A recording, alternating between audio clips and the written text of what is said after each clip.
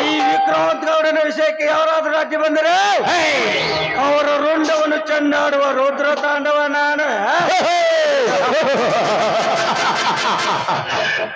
ಈ ಗೌಡನ ಖಜಾನೆ ದಿನದಿಂದ ದಿನಕ್ಕೆ ತುಂಬುತ್ತಾ ಬರ್ತಾ ಇದೆ. ಇನ್ನು ಮುಂದೆ ಈ ಭೂಲೋಕವನ್ನು ಕೊಂಡುಕೊಳ್ಳಬಲ್ಲ ಏ ವಿಕ್ರಾಂತ್ ಗೌಡ.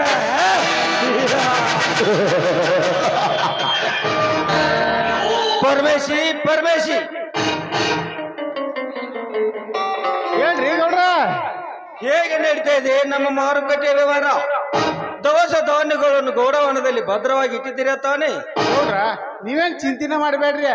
ನಮ್ಮ ಗೌಡಾನ್ದಾಗ ರೈತರ ಬೆಳೆ ಎಲ್ಲ ಕಡಿಮೆ ಬೆಲೆ ತಗೊಂಡ ಗೋಡಾನ್ದಾಗ ಭದ್ರಾಗ ಇಟ್ಟಿವಿ. ಇದ್ರ ಮ್ಯಾಲ ಮಹಾರಾಷ್ಟ್ರ ಪುನಃ ಗೋವಾಕ ಅಂತ ಕಳಿಸ್ರ 10 ಪಟ್ಟು ಲಾಭ ಬರ್ತೈತ್ರಿ ಗೌಡ್ರ. 10 ಪಟ್ಟು ಲಾಭ ಬರ್ತೈತ್ರಿ. ಶಬಾಷ್ ಪರಮೇಶಿ ಶಬಾಷ್. ದುಡ್ಡಿನ ಸುರಿಮಳೆಯನ್ನೇ ಈ ವಿಕ್ರಾಂತ್ ಗೌಡನ ಹುಡುಕುತ್ತಾ ಬಂದಂತಾಗಿದೆ. ಹೆಬ್ಬಟ್ಟು ರೈತರಿಗೆ ಮೋಸ ಮಾಡಿದರೆ ಈ ವಿಕ್ರಾಂತ್ ಗೌಡ ಕೋಟಿ ಆಸ್ತಿಗೆ ಬಡಿಯಾಯ. ಗೌಡ್ರ ಇದೇ ಕಡ್ತನೆ ನನ್ನ ಪಗಾರ ಸ್ವಲ್ಪ ಜಾಸ್ತಿ ಮಾಡಲ್ಲ. ಪರಮೇಶಿ ನೀನ್ ಚಿಂತೆ ಮಾಡಬೇಡ. ಇಂದಿನಿಂದ ನಿನಗೆ 10,000 ಹಣವನ್ನು ಹೆಚ್ಚಿಗೆ ಕೊಡುವೆ. ಎಂಜಾಯ್ ಮಾಡು. ಗೌಡ್ರ ನಿಮ್ಮ ಮಾತು ಕೇಳಿ ಊರ ತುಂಬ ಉಳ್ಳಾಡಂಗ ಆಯ್ತೈತ್ರಿ. ಒಂದು ಉಳ್ಳಾಡ ಬ್ಯಾಡ್ ಬಿಡ್ರಿ. ಈಗನ ನಿನ್ನೆ ನಾನು ಹಳಿಲವ್ರ ಬೇರೆ 5 ಸ್ವಲ್ಪ ಕೇಳ್ರಿ. ಸಂಜೆಕ್ ಬಾಳಿಕಾಯಿ ಕೊಟ್ಟ ಕೈಯ ರೊಕ್ಕ ಕೊಟ್ಟ ಹೊಕ್ಕಕ್ಕ ಹೊಕ್ಕಕ್ಕ ಗಜ ಮಾಡವ್ರಿ ನಂದ ಮಂಟಿ ಟೆಗ್ನಾಗ್ರಿ. ಪರಮೇಶಿ ಎಂಜಾಯ್ ಮಾಡು. ಗೌಡ ಬಾಂಧ ಬಾಂಧ ನೀವು ಮುಂದೆ ಬೀಳ್ರ ನಾ ಇನ್ನೊಂದು ಬೀಳ್ತೀನಿ.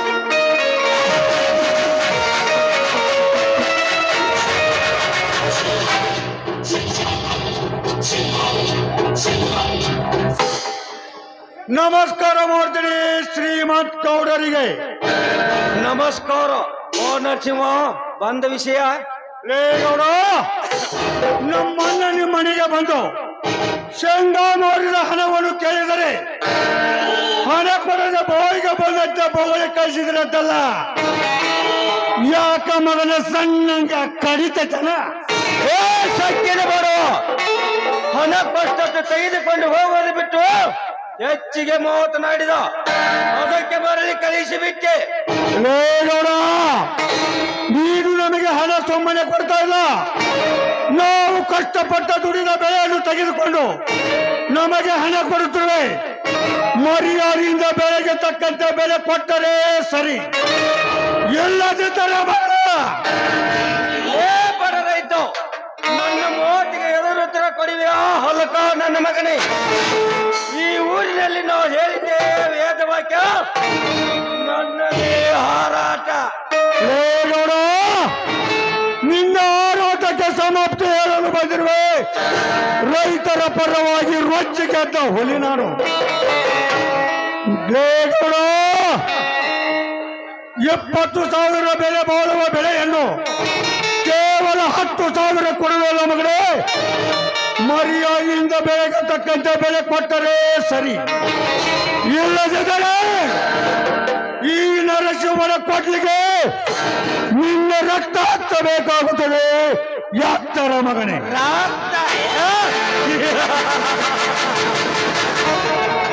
ಪುಣ್ಯೇ, ಹುಟ್ಟುತ್ತಲೇ ರಕ್ತದಿಂದ ಬೆಳೆದಿರುವ ಈ ವಿಕ್ರಾಂತ್ ಗೌಡನ ರಕ್ತ ಚೆಲುವೆಯ ಮಗನೇ. ಬಂದದವರಿಗೆ ಸುಖವೆಲ್ಲ ಬಂದು ಸುಮ್ಮನೆ ಹೊರಟು ಹೋಗ. ಸುಮ್ಮನೆ ಹೊರಟು ಹೋಗುವುದಕ್ಕೆ ನಾನೇನು ಬಲಿ ತೊಟ್ಟಿರುವ ಹೆಂಗಸಲ್ಲ.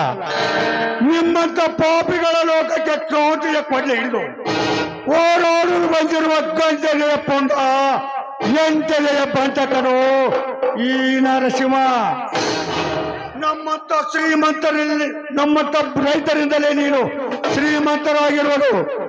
ರೈತರಿಗೆ ಮೋಸ ಮಾಡಿ ಅವರ ಲಾಭದಲ್ಲಿ ಕತ್ರ ಹಾಕಿ ದೋಚಿಕೊಳ್ಳುವ ನಾಲಾಯಕ ಮಗ ನೀನು. ಕ್ರಾಂತಿಯ ಕಾಟ್ಗಾಯ, ಕೈಯಲ್ಲಿ ಕಾಟ್ಗಾಯ ಇಲ್ಲದೆ ಮಾತ್ರಕ್ಕೆ ನೀನೇನು ಸಂಗೊಳ್ಳಿ ರಾಯನಲ್ಲ,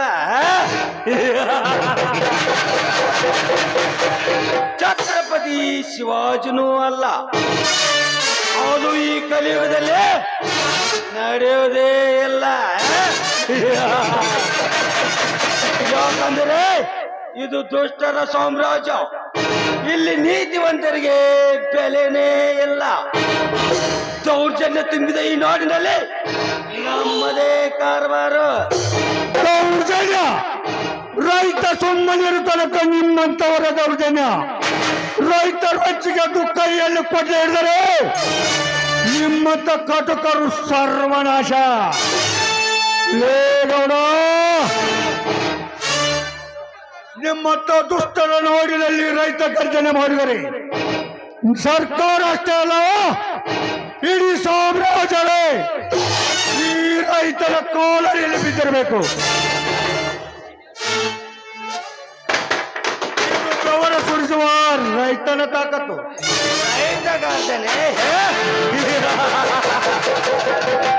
ಯಾವ ರೈತ ಬಂದಿರೇನು ಈ ವಿಕ್ರಾಂತ್ ಗೌಡನ ಮುಂದೆ ನನಗೆ ಸಮಾನ. ನಾವು ಶ್ರೀಮಂತರು ನಿಮಗೆ ಸೋಲ ಕೊಟ್ಟರೆ ಮಾತ್ರ ನೀವು ರೈತರಾಗೋದು. ಇರದಿದ್ದರೆ ಬೀದಿ ಜನವಾಗಿ ಸತ್ತು ಹೋಗಬೇಕಾಗುತ್ತದೆ.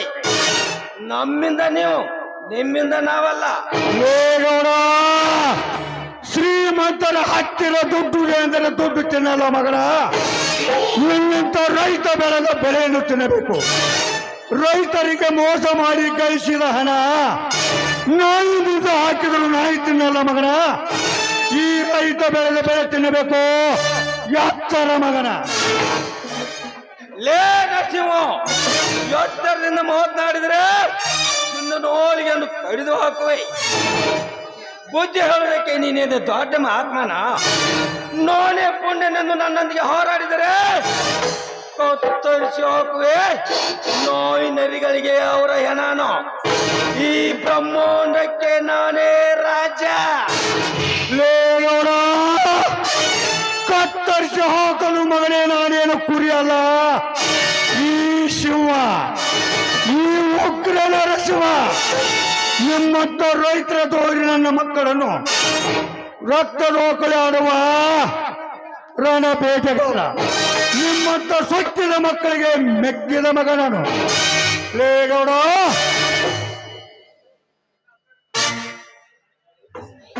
ಲೇಗೌಡ, ಈ ಲೇಗೌಡ ರೈತರಿಗೆ ಮೋಸ ಮಾಡಿ ನಿನ್ನ ಹರಿತನು ಸರ್ವನಾಶ ಮಾಡಿ ಆಳಿದ ಕುಂಟ ಸಾಮ್ರಾಜ್ಯನು ಸರ್ವನಾಶ ಮಾಡದಿದ್ದರೆ ನನ್ನ ಹೆಸರು ಉಗ್ರ ನರಸಿಂಹನೇ ಅಲ್ಲ. ಲೇ ನರಸಿಂಹ, ಈ ನನ್ನ ಸಾಮ್ರಾಜ್ಯಕ್ಕೆ ಧಕ್ಕೆ ತಂದರೆ ನಿನ್ನ ದೇಹ ಮನೆ ಮುಟ್ಟಲಾರದು ಮಗನೇ ಈ ಅಚ್ಚರ. ಈ ಗೌಡ ಲೋಭವಿಲ್ಲದೆ ಯಾವ ಕೆಲಸನೂ ಮಾಡಲಾರ. ನನ್ನ ಮೋರು ಕಟ್ಟೆಗೆ ಬಂದ ಬೆಲೆಯನ್ನು ಕೊಟ್ಟು ಕೊಡುವ ಭಿಕ್ಷೆಯನ್ನು ತೆಗೆದುಕೊಂಡು ರೈತ ಸುಮ್ಮನೆ ಹೋಗಬೇಕು. ಲೇಗೌಡ, ರೈತರಿಗೆ ಭಿಕ್ಷೆ ಕೊಡುತ್ತೇನೆಂದು ಬೋಳಿದರೆ ಮಗನ ನಿನ್ನ ನಾಲಿಗೆಯನ್ನು ಕತ್ತರಿಸಿ ಹಾಕುವೆ. ರೈತರನ್ನು ಕೀಳಾಗಿ ಕಾಣುವೆ ನಾಲಾಯಕ ನನ್ನ ಮಗನೇ. ಈ ಜಗತ್ತೇ ನಿಂತಿರುವುದೇ ನಮ್ಮಂತ ರೈತರಿಂದ ಮಾತ್ರ, ನಿಮ್ಮಂತ ದುಷ್ಟ ಜನರಿಂದಲ್ಲ. ನಾನು ಹೇಳಿದ ಮಾತಿನಿಂದ ತಿಳಿದುಕೊಂಡು ನಡೆದರೆ ಒಳ್ಳೆಯದು. ಇಲ್ಲದಿದ್ದರೆ ನಿನ್ನ ರುಂಡವನ್ನು ತಂದಾಡಿ ಬಿಡುವೆ. ವ್ಯಾಚಾರ ಎಚ್ಚರ. ಮೂರನೇ ಕಂಠವಿದಕ್ಕೆ ನೀನೇನು ಪರಮಾತ್ಮನಲ್ಲ, ಪರಮೇಶಿ. ಈ ರುದ್ರ ತಗೊಂಡವರು ವಿಕ್ರಾಂತ್ ಗೌಡ ನ್ಯಾಯಕ್ಕೆ ತಲೆ ಬಾಗಿಸಲಾರ. ಅನ್ಯಾಯವೇ ನನ್ನ ದಯ. ಅನ್ಯಾಯದಿಂದ ಬದುಕುತ್ತಿರುವ ನನ್ನನ್ನು ನೀನೇ ಅಲ್ಲ, ಆ ದೇವರ ಬಂದರೆ ಏನು ಮಾಡಕ್ಕಾಗಲ್ಲ. ಲೇಗೌಡ, ನಿನಗೆ ಅಂಜಿ ಬಾಳುವುದಕ್ಕೆ ಮಗನೇ ನೀನೇನು ಹುಲಿನ ಎಲ್ಲ ಶಿವನ? ಅಲ್ಲೋ ನರಸಿಂಹ, ಹಿಂಗೆ ಕಿತ್ತಾಡತ್ತೀರಿ?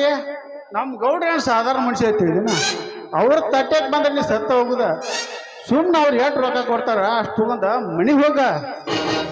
ಲೇ ತನಿ ಹುಡುಕು ನನ್ನ ಮಗನ. ಈ ಗೌಡನ ಎಂಜಲ ಹಣದ ಆಶೆಗಾಗಿ ಬೆಟ್ಟು ಹತ್ತಿ ರೈತರಿಗೆ ಮೋಸ ಮಾಡುವಲ್ಲ ಮಗನ. ಅನ್ನ ತಿನ್ನು ಕೈಗೆ ಹುಳ ಬಿದ್ದ ಸಾವೆ. ಲೇ ಗೌಡ, ಮರ್ಯಾದೆಯಿಂದ ನನಗೆ 20,000 ಹಣ ಕೊಟ್ಟರೆ ಒಳ್ಳೆಯದು.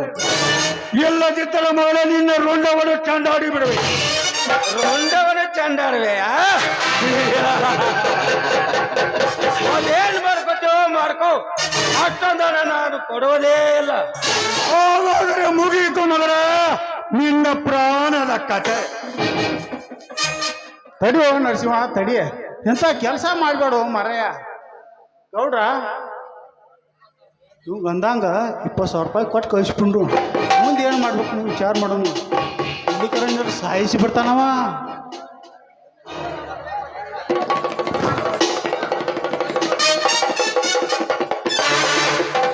ಬರುವಲ್ಲ ಮರಯ್ಯವ.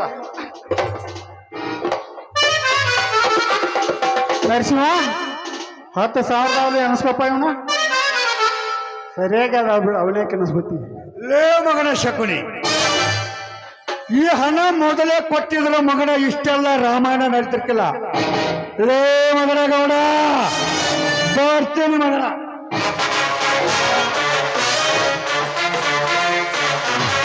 ಲೇ ಗೌಡ,